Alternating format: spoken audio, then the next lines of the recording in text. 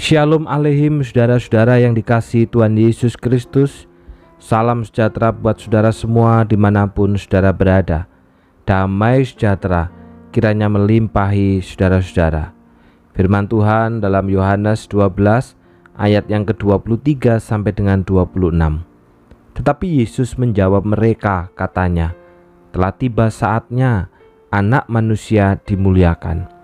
Aku berkata kepadamu, sesungguhnya jikalau biji gandum tidak jatuh ke dalam tanah dan mati, ia tetap satu biji saja. Tetapi jika ia mati, ia akan menghasilkan banyak buah.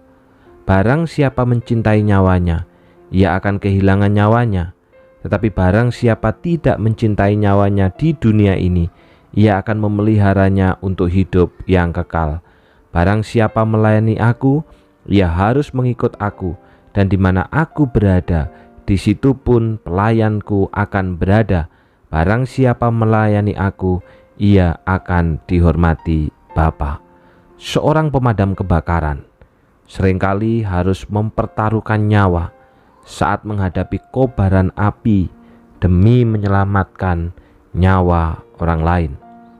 Tidak jarang mereka berhasil dalam tugasnya, namun tidak sedikit pula petugas pemadam kebakaran yang mengorbankan nyawanya sendiri demi hidup orang lain.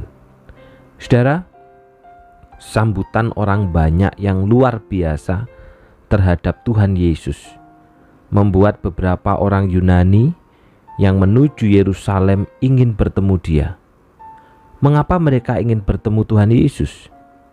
Kemungkinan karena mereka telah mendengar bahwa Tuhan Yesus membangkitkan Lazarus, sehingga hal ini membuat mereka ingin bertemu dengan Yesus. Namun jawaban Tuhan Yesus bagi mereka terdengar janggal, sebab Yesus berkata, telah tiba saatnya Anak Manusia dimuliakan. Yesus justru berbicara soal waktu dan kemuliaan. Tuhan Yesus membicarakan tentang dirinya sebagai anak manusia yang telah ditentukan jalan hidupnya untuk mati bagi banyak orang. Ia berbicara tentang kemuliaan yang akan diterimanya dari Allah saat ia mengorbankan dirinya sendiri bagi orang banyak itu. Dan kemenangan ini, kemuliaan ini bukan diperoleh melalui kekerasan, namun justru kematian. Dalam ayat yang ke-24 dikatakan, sesungguhnya jikalau biji gandum tidak jatuh ke dalam tanah dan mati, ia tetap satu biji saja. Tetapi jika ia mati, ia akan menghasilkan banyak buah. Tuhan Yesus memakai ilustrasi satu biji yang harus mati supaya menghasilkan banyak buah. Ia mengumpamakan kematiannya itu dengan kematian satu biji itu supaya menghasilkan banyak kehidupan bagi orang banyak. Dampak kematiannya yang menghidupkan banyak orang akan digenapi saat ia mengorbankan dirinya di kayu salib. Seorang pengkhotbah berkata, saudara, agar dapat melakukan kehendak Allah, seseorang harus menganggap rendah dirinya sendiri. Seseorang yang makin mati bagi dirinya sendiri akan makin hidup dalam kehendak Allah. Memang tidak mudah mati bagi diri sendiri supaya menolong banyak orang lain. Tetapi bagi kita yang sudah bersatu dengan Kristus, maka Kristus yang akan memberikan kekuatan sehingga setiap hari kita makin mati bagi diri sendiri dan makin hidup di dalam kehendak Allah. Maukah kita makin mati bagi diri sendiri dan makin hidup di dalam kehendak Allah? Bukan lagi kehendak kita, bukan lagi keinginan kita, bukan lagi kemauan kita, bukan lagi hasrat kita, tetapi makin hari kehendak Allah, kemauan Allah, keinginan Allah yang makin hidup di dalam hidup kita.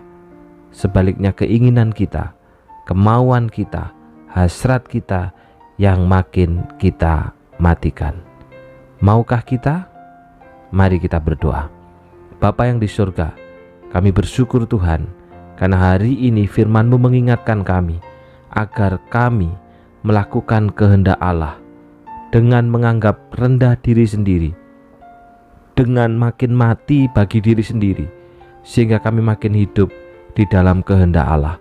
Ampuni setiap kami Bapa, jikalau kami mengaku sebagai seorang Kristen, orang yang percaya kepada Engkau, tetapi dalam hidup kami tidak hidup dalam kehendak Allah, kami tidak hidup di dalam kehendak Kristus. Sebaliknya, kami hidup dalam kehendak kami, keinginan kami, hasrat kami. Apapun yang kami lakukan ditentukan dan dikendalikan oleh diri kami dan bukan oleh Engkau. Karena itu Bapa, tolonglah setiap kami, supaya kami makin mati bagi diri sendiri, dan sebaliknya kami makin hidup di dalam kehendak, pikiran, keinginan, dan kemauan Allah. Bersyukur Bapa, apabila Bobo Naomi boleh kembali pulih dan sehat. Kami tahu bagaimana perjuangan untuk dapat pulih dan sehat Bapa, dan Tuhan menolong seperti apa yang menjadi kerinduannya, mengasihi Tuhan seumur hidupnya, sehingga Bapa ketika bisa berkebaktian kembali itu sungguh sangat disyukuri. Karena itu Tuhan, biarlah kiranya Tuhan yang terus memberikan kekuatan bagi Bobo Naomi. Sementara kami yang masih sehat, kami yang masih kuat, biarlah kami memiliki hati yang mengasihi Tuhan, memiliki hati yang rindu untuk beribadah kepada Engkau.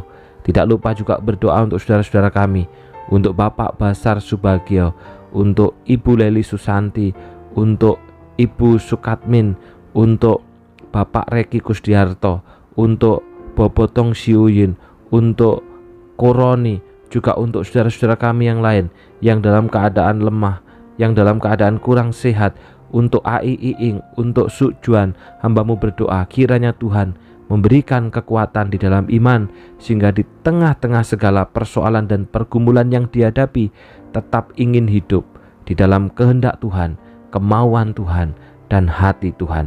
Biarlah kekuatan dari Tuhan, biarlah damai sejahtera yang Tuhan berikan bagi saudara-saudara kami ini. Mengingat juga Bapa untuk saudara kami Stephen Adrian Gracia yang tepat hari ini bertambah usia di dalam segala kemurahan Tuhan. Biarlah kiranya Tuhan yang menyertai orang muda ini, sehingga jalan hidupnya adalah jalan di dalam pimpinan Tuhan.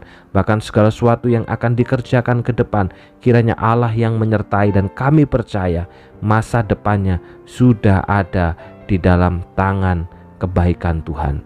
Dalam nama Tuhan Yesus kami sudah berdoa. Amin. Selamat ulang tahun untuk Stephen Adrian Gracia. Kiranya engkau tetap terikat dengan perjanjian kekal. Tuhan memberkati.